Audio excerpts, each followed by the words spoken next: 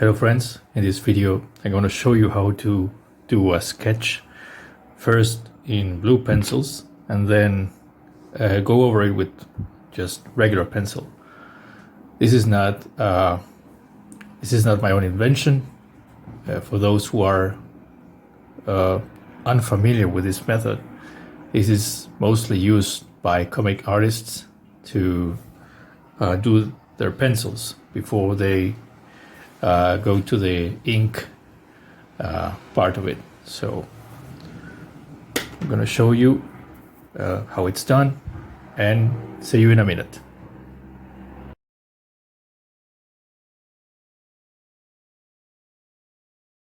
Okay, as you can see, I have done the first part in blue pencil and then moving to the next stage, which is the black pencils over the blue.